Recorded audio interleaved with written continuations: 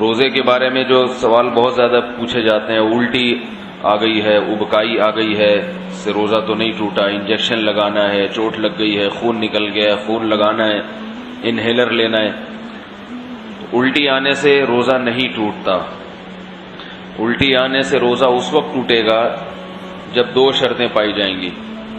ایک یہ کہ الٹی منہ بھر کر ہو، بہت زیادہ، اور منہ بھر کر الٹی ہوئی اور آپ نے اس کو نگل لیا، تو نگلنے سے روزہ ٹوٹ جائے گا۔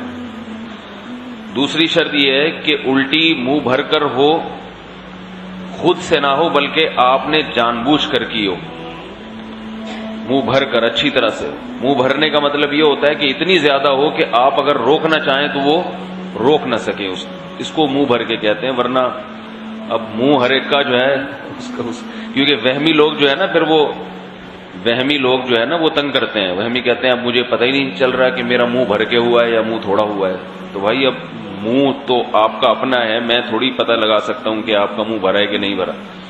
اس کا ایک فقہا نے ضابطہ بیان کیا ہے کہ اتنا کہ منہ میں روکنا اس کو ممکن نہ ہو۔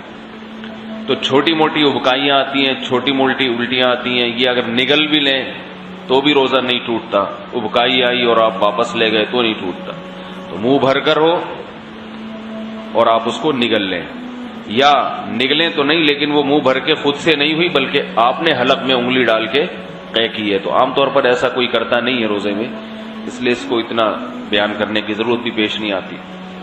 اس کے علاوہ گلوکوز چڑھانے سے، انجیکشن لگانے سے روزہ نہیں ٹوٹتا۔ روزہ ٹوٹتا ہے کھانے پینے کے، ناک کے راستے یا منہ کے راستے کوئی چیز پیٹ کے اندر جائے، یا مقعد کے راستے کوئی چیز پیٹ کے اندر جائے۔ آنکھ میں دوا ڈالنے سے روزہ نہیں ٹوٹتا، خوشبو لگانے سے روزہ نہیں ٹوٹتا، خوشبو سونگھنے سے روزہ نہیں ٹوٹتا ہے۔ کان میں دوا ڈالنے سے روزہ ٹوٹتا ہے یا نہیں، اس میں علماء کا اختلاف ہے۔ پہلے جو ہمارے فقہاء ہیں انہوں نے لکھا ہے کہ کان میں دوا ڈالنے سے روزہ ٹوٹ جاتا ہے۔ اس کی وجہ یہ ہے کہ ان کا یہ خیال تھا کہ کان جو ہے نا یہ دماغ تک اس کا کوئی لنک ہے، ہم جب کوئی چیز کان میں ڈالتے ہیں تو دماغ میں پہنچتی ہے وہ۔ لیکن بعد میں جو ڈاکٹروں کی تحقیق ہے وہ یہ ہے کہ کان میں کچھ بھی ڈال دیں وہ دماغ تک نہیں پہنچتی، نہ پیٹ میں جائے گی وہ، نہ دماغ میں جائے گی۔ تو اس تحقیق کی وجہ سے علماء کی رائے بھی تبدیل ہوئی۔